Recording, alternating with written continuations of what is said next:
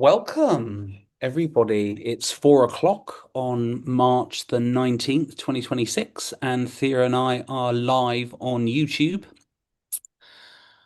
reflecting on some of the wonderful wisdom that has come out of the Sovereign Dialogue sessions from this week. So we had two sessions, as we always do, one on th Tuesday evening at 7 p.m. UK time, and another one on Thursday morning at 8 a.m. UK time.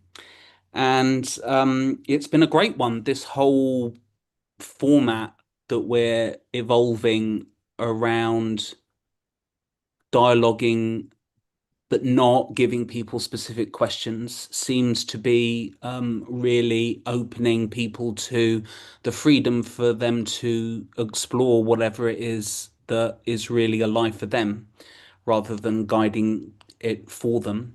And we've had some really amazing insights. So one of those insights has been that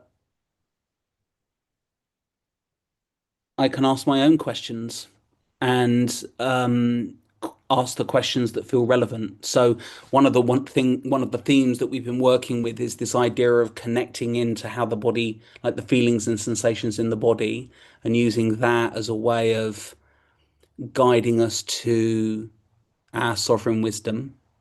But today, someone brought up this idea of, well, I'll just ask my own question. And that brought up a whole load of really. So, what the person said was that it brought up sovereign wisdom that was solid, kind, and easy. And that's definitely been my experience of doing sovereign dialogue over the last 4 or 5 years.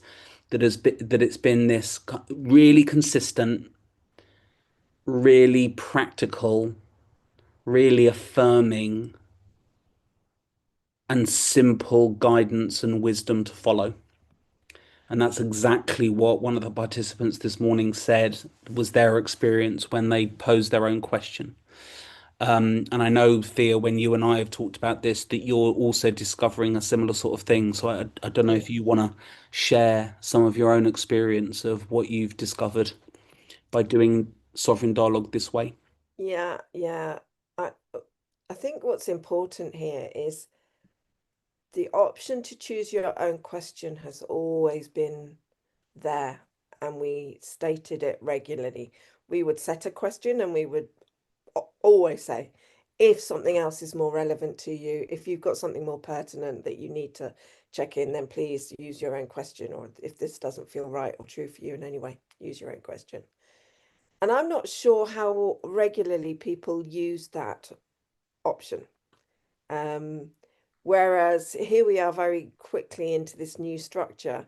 And one of our first weeks of doing it, somebody's telling us, well, had a thing that I wanted to bring to my sovereign awareness. So I asked my own question.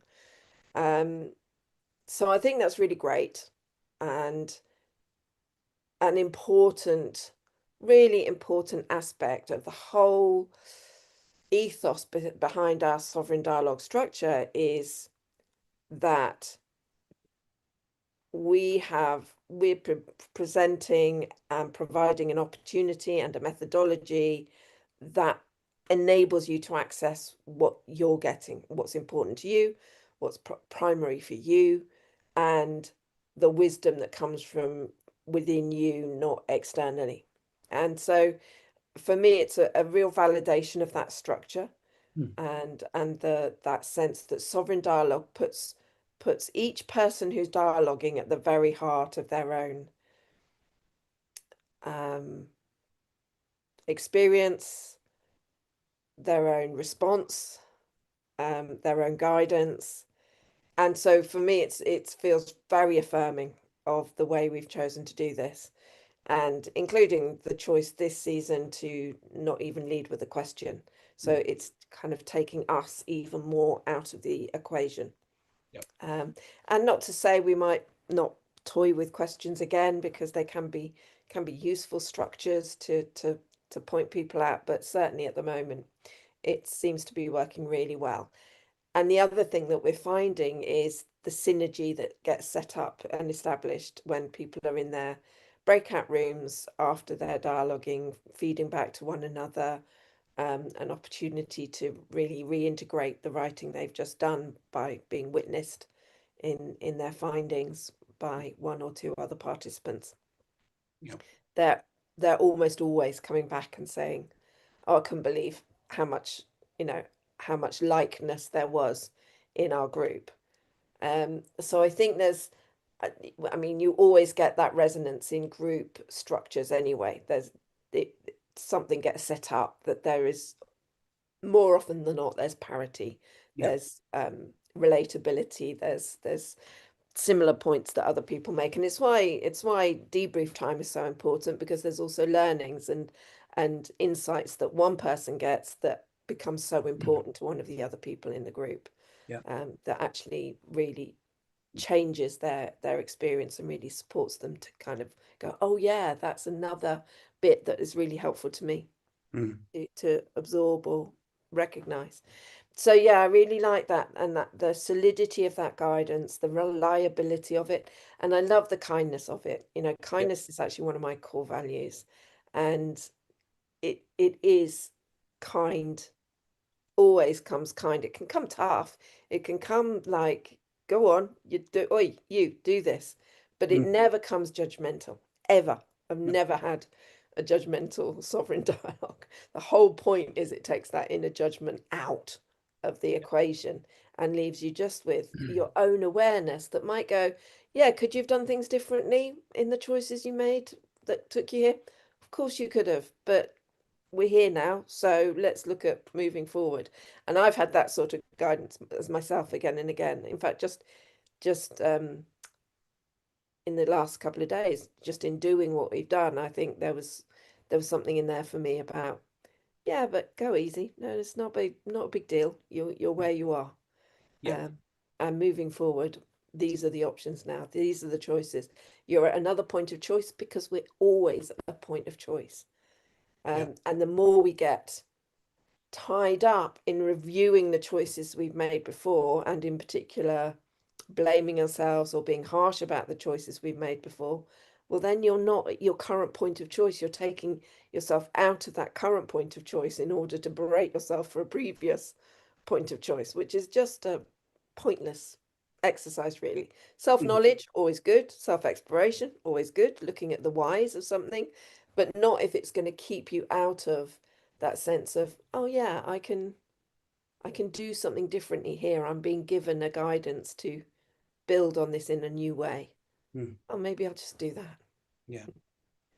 And so, what is your understanding about the process that we use that means that that kindness, that compassion consistently shows up? I think it's an inherent part of your sovereign leadership. I Mm. think it's an inherent part of your sovereignty to bring awareness, but not to judge, not to give yourself a hard time about it. You know, the central aspect of our sovereign leadership framework, or arc as we're starting to look at it, Mm. is is awareness, is acceptance, and Mm. that means you have choice. And we've got that for a reason, which is because it's what always happens when you're in your sovereign embodiment and you're exploring something. I've never once had it come with a sense of sting, or Yeah. never, never. It might come a bit sarcastic sometimes, you know, Yeah. or A not gentle even that. gibe. It's like, yeah, here we are again, girl. Yeah. But so what? You Yeah. know, you're human, so here we are again. Um, so it's not that it's not real. You get seen in your own dialogue. You know, the things that you really do need to start changing. And I think you said this about this way of approaching the dialogue, is that those things that need to change become ever more clear because they keep being the foundation of your dialogue. If Yeah. you're not being distracted by an external question that's taking you into the subject of that question, your own dialogue is telling you again and again and again, no, it is time to be seen. or Yeah. it is time to stand in your own authority, or Yeah. it is time to be able to learn to handle conflict Mm. or put yourself, whatever it is, you get the message. It's not that you don't get the message, you just don't get the chat about it, Yes. that is so distracting and damaging, really. Yep. Yep. Yep. Yeah, I love that. One of the participants this morning in the group debrief, she said this line that I just had to write down. She said, "Create and let go of the perfect. Mm, Create and let go of the perfect." And I thought that was just such a lovely line that resonates perfectly with what we're talking about now. This idea of um, we don't need perfection here. But what we do need is we need movement forward, and not perfect is absolutely fine. mm, It's absolutely fine, and um, and that I am enough as I am. This particular thing has come up in other conversations that I've had recently, but this idea of I am good enough as I am, and I'm also open to growth and expansion. mm, And I think that that's also one of the consistent messages that I've had over the years with Sovereign Dialogue, this idea that I'm enough, not perfect, but I am enough to do this thing. I am enough to give this a try. I am enough to, I don't know, be a father, be a partner, be a friend, be a leader, whatever it is that might be. And that doesn't mean I'm perfect, but I am enough, and that there will be learning and growth and expansion that comes as a result mm. of that. I'd go as far as to say perfection, A, doesn't exist, Mm, and B, is damaging. I mean, anybody who's going for perfection is resolving an aspect of themselves that isn't necessary and isn't possible, because perfection, mm, does it exist? I mean, maybe it exists somewhere, but not as something that's an important um, marker no. of creativity or impact or self-expression in the world. Mm, And we so often get put off, like I hear it so much with clients, for example, in the coaching, in coaching sessions, is like, I'm kind of working on the improving the structure, and my response is always, well then mm, put it on, and then you'll be able to improve it. You can't improve it really until you've put it on, because the no. proof's in the pudding. Yep. And until you've tried what you've got to so far, Yep. what are you going to improve? You're just kind of Yep. swapping one idea in for one untested idea for another untested idea. Exactly. Yeah. Um, so, and it's not that you don't want to hone things and make them as good as you can when you decide to put them out, but that idea of like constantly working on it to get it, just right before you do it. Well, no, because you learn so much when you actually do something for people, with people in a room, or online, or wherever it is, or in a book or a piece of art or bit of machinery, that, Mhm. it's until somebody's used it or looked at it or enjoyed it, um, you're not the judge. Mm, It gets judged when it's being out there in you being used space or being seen space. yeah. So yeah, I think that's that encouragement to just choose to be creative. And I think another aspect was of that bit of feedback was that sense of rest is the start for action, Mm, not the other way round. yeah. Or rest is the basis for action, or something, was it? Rest is the basis of activity, not Of the other way activity. around. Yeah. Yeah. And it's that might not be true for everyone in every moment, but it's still a beautiful kind of reassuring sense of like, I can just take a pause. Mm. It doesn't need to be like days of rest. It can just be a moment Yeah. of just letting go and Yeah. then go, okay, now I can step into it. Mm. If you remember on Tuesday evening, when I sat doing the sovereign dialogue, I just sat and I was Yeah, waiting for the inspiration for writing to come. And Sovereign was like, "You've had a really, really long day. You've been on in front of the computer a lot during the day. You're doing this now, and that's important. And you've got a session afterwards, so rest." And it was exactly. such a great, yeah, and it was just such great guidance because it was just what I needed, that little peck up, that little opportunity to restore myself. And yeah, I was great for the 90-minute session that I did after that. Mm. And you get that's what you get, isn't it? And that's why I think this structure of an opportunity to come together. Obviously, you and I, we have our own practices that do this or similar to this on a mostly daily basis. Hmm. Um, but what we're giving here is a weekly structure where people can come, and quite a few people are choosing to come to both sessions Yep. now. That's starting to increase Yep. because I think that it's becoming valued as that time where you can just pause. It is a retreat from life to gather in your own sense of awareness and listen to your own voice of wisdom and start to learn to trust it. And that like the Duracell bunnies of the world need to get the guidance often to rest a bit more regularly. Hmm. The people who struggle more to get into motivated into action, maybe that's not the message they receive.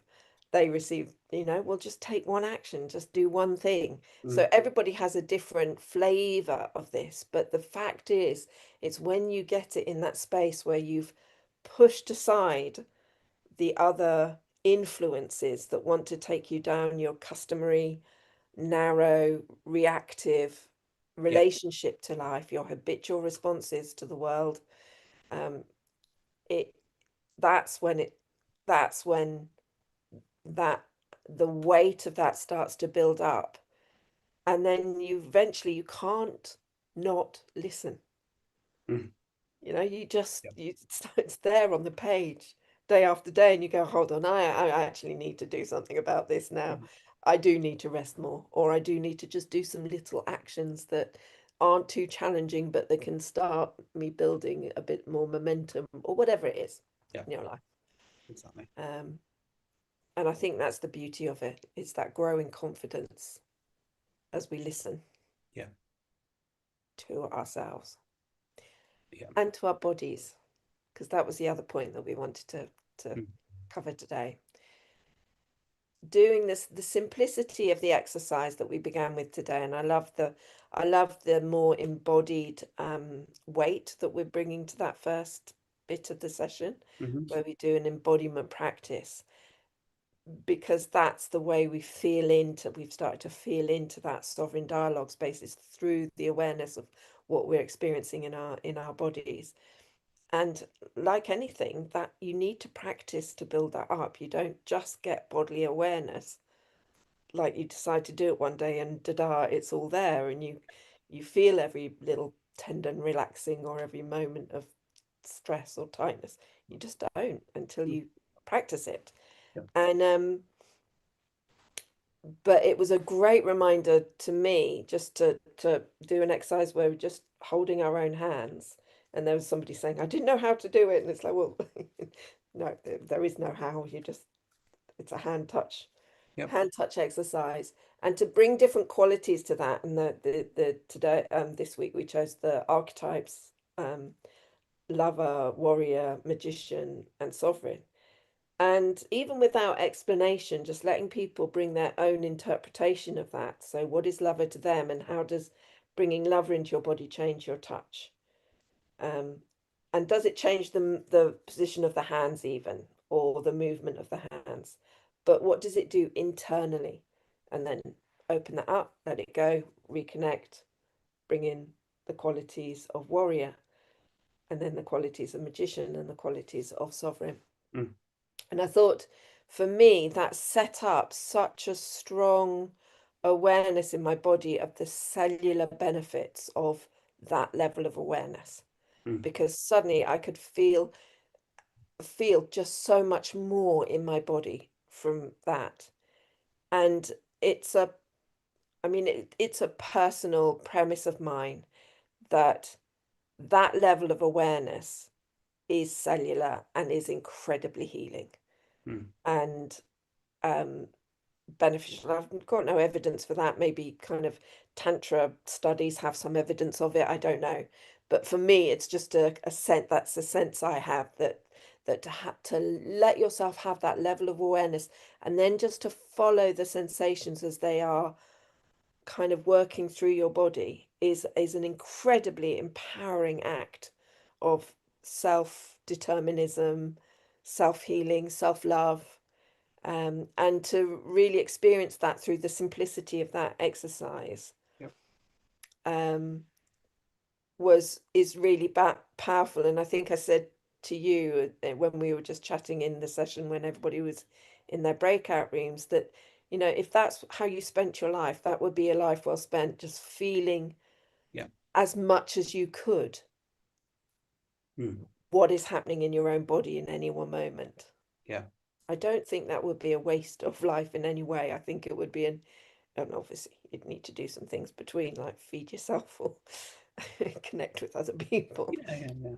But a very powerful, beautiful way to kind of experience life is through your own presence in it. Yep. So I don't know if you've had any experiences of that or connection with that through. Well, I found it interesting that a few people did mention the healing aspect of that exercise Mm, that you did. Um, Personally, I didn't get on with it, but um, I did feel a real sense of groundedness and solidness to myself, and I felt it in the room after doing that exercise, particularly this morning. Um, so I think that there is this, and again, what I love about this is that there is no one size fits all. no, that's it. That we're gonna pick and choose the exercises that work for us. But it's great to be exposed to exercises that perhaps don't work for us now because in the future they might work for us, or at any given time that they might work for us or stop working for us. So Mm, that um, willingness to be open to different access points, I think, is really, really important. But in a way, the way in isn't as important as the reality of experiencing the wisdom that you have within yourself. And that experience I've had um, many, many, many, many times. Um, Sometimes in sort of life guidance, life direction, but also other times just very, very practical, like um, yeah, like one night I didn't sleep very well, and I woke up very early that morning, and I did my sovereign dialogue, and the guidance was, don't, if you haven't got, because you haven't got much energy in the system because you haven't slept, don't eat too much today. Don't tax your body to interesting. use your energy to digest the food that you're going to eat. Like, eat lean today was basically the advice. And I Mm, felt great all of that day. I didn't not eat, but I ate light food. I ate little food. I drank a lot of water. I didn't drink coffee. I didn't drink tea. I didn't eat sugary foods or fatty foods. But I ate lean and drank a lot of liquid, and I felt fantastic at the end of the day. incredible, So isn't it? yeah. So it's these little nuggets, if you are, or my experience of it is, if I am willing to be in the truth of where I am right now, then Sovereign can offer guidance that, that if you listen Mm. to, can be really beneficial. But with all these things, like, don't take my word for it. Try it yourself. Come along to one of the sessions, try it out Mm. and see for yourself. Don't take our word for how well this works. Find out for yourself through your own experience. I love that as well. And it was the same with one somebody in the room in one of the sessions again, doing that meditation. Her Mm. feedback was like, I'm so glad you have Sovereign in the mix because, Lover, Warrior, Magician did nothing for me. I arrived, I had stuff going on, and Yeah, they weren't the access point to the session that I normally find. yeah, But when Sovereign got dropped in, it yeah, that's when it all became accessible. And in a way, having set up the exercise, quite often for me, Lover is the access point. So my own bias was what was leading that session, was starting with Lover, and that really worked for me. But it didn't work for one person in the room. But luckily, there was something else available through that exercise that did work for her.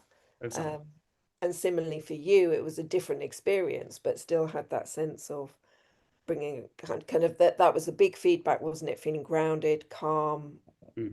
was what most people were writing after that. Yeah, Um, yeah, exactly. after that time together, because it's just focused time with your own body, really. Yeah, Um, yeah. however that looks or feels. Mm. But it Yeah. has reminded me of the importance for me of that sense of touch and of letting that be Mm. part of my daily meditative practice, to have that sense of the sensations of my body being very, very important Mm. to how well I feel in Yes. life and how connected I feel. Yeah, yeah, yeah. And one of the next steps for sovereign dialogue has been for me for a little while this idea of deepening the awareness and sensitivity of my body, because that really positively impacts the quality of my connection and therefore the dialoguing that I do. And so what I love about your idea of including embodiment exercises in this is it is a way of increasing that awareness and that sensitivity. And I just come at it from this perspective of awareness through movement classes that come from the Feldenkrais method. Um, but I think, and they tend to be a bit longer. So our idea is that we're going to be running, slightly longer sessions, but using that methodology rather than and a longer methodology rather than a shorter, more concise thing, which is what we're coming up with in these sovereign dialogue sessions. But I think it is actually pointing to exactly the same thing, Yeah. and that there are the short, snappier practices that you can do, because we all have, oh, I've just got 5 minutes, like waiting in the queue at the supermarket, sitting at traffic lights, all of those things where we're waiting, and we can often spend that time looking at our phones or worrying about something, or whatever it might be, being busy, busy, busy. And what these exercises are an invitation into is to feel into the being state. How am I being right now? Mm. Um, and I think that is a real gift, for a lot of us, to cultivate that feeling relationship with ourselves and our bodies. It's an absolute game changer. I mean, it really is. It's so foundational, and it's so rarely practiced in our world. Yeah.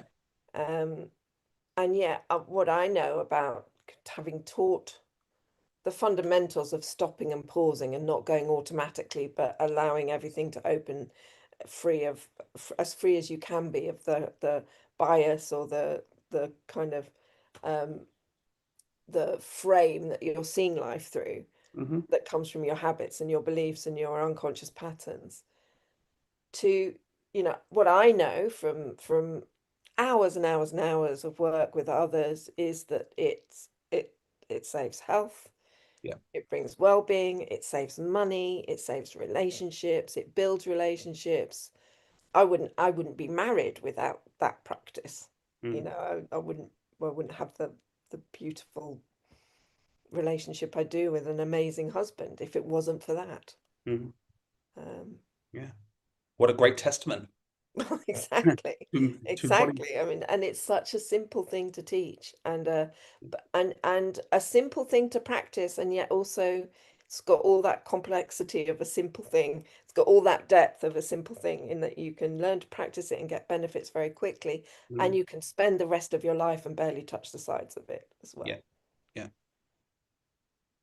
And I think this speaks to something that you said on Tuesday night, which, again, it was so good that I just had to write it down. Um, I forget to be when I always do. Mm, I yeah. forget to be when I always do. I just love that line from you. Mm, And, you know,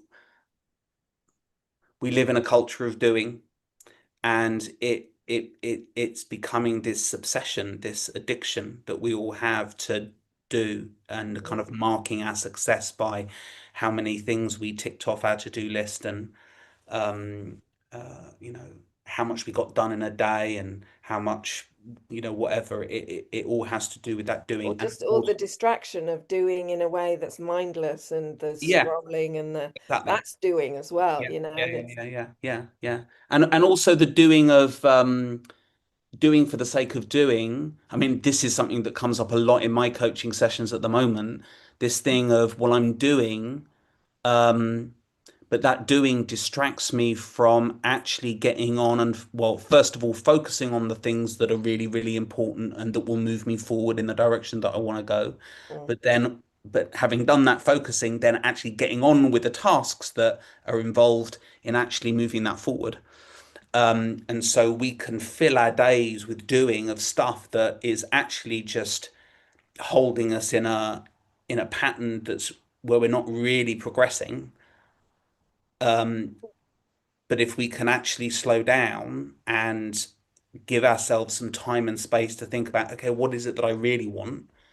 What is it that I really want to be doing with my life? Where do I really want to be focusing my attention? And then from there, having got that clarity, it's like making some of those choices, and connecting to sovereign and doing sovereign dialogue is a great way of getting helping you get that clarity in both the, you know, the clarification of your focus, and also the clarification of, okay, what are the steps that I need to be taking so that I can make this thing that I want to do a reality. You know, really powerful, really yeah. powerful. And I got that in my dialogue today as well, because you know we've run a program called Sovereign Path, and I really loved that program because it's Mm, that sense that your sovereignty is a pathway that you walk, and it reminded me today that I can just hang around in the, you know, just slightly off my path in the nothingness, or the distractingness of not being on the path that's taking me towards things that I really love, the things that are most important to me as a sovereign being in life. yeah, Um, but it's so easy. It's just a moment of connection, and I'm back on that path. And then each step I'm taking is very generative, yeah, and it brings. And each step I'm taking is bringing my vibration and my sense of awareness and openness into alignment with what I want to create, so that the other things I need to join me on that path turn up in that way that is so beautiful when you're in the zone of creating something, and the connections, the ideas, the resources all start to fall into place, kind of as if by mad chance. But it's not chance, it's just you have made a conscious choice yeah, to be on a level of your sovereign relationship with life and the things that you want to create from that space, rather than from the reactive childish space of what you think is happening, what you feel is happening. It's just a step onto the path, and then you're there. yeah. And then every little action you take on that pathway is generating a reaction in the world that is going to bring benefits. Mm, yeah, yeah. So the invitation is to keep doing it, and I did say this, I think, in this morning's session, or maybe it was on Tuesdays. But yeah, this idea of you don't have to wait for the Mm, Tuesday evening or the Thursday morning to do this. You know, you can do this at any point on any day, at any time in any day, as many times in the day as you want to. You mm, know, if you're not sure what choices are available and what choices to make, then just sitting a little for even just for 5 minutes can make a huge difference. Um, and that wisdom, that insight, that is always available to you.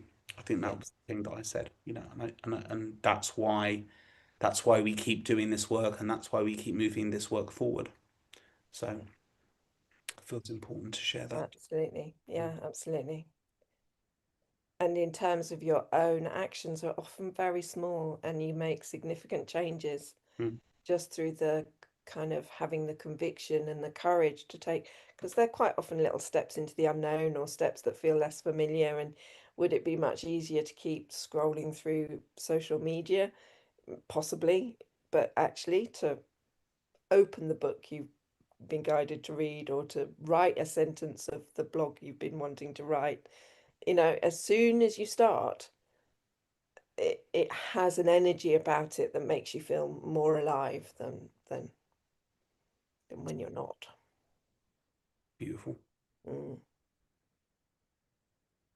That feels like we've come to a yeah, very natural pause again. So it feels like now is a good time to end our YouTube live.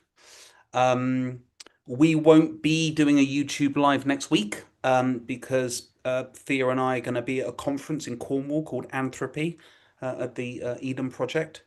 great. And this conference is all about forging the future of the UK. So we felt like it was a really important place for us to um, a really important place to be so that we could take part in the conversation and bring sovereignty and stewardship to the conversations that are helping to forge the future of Britain.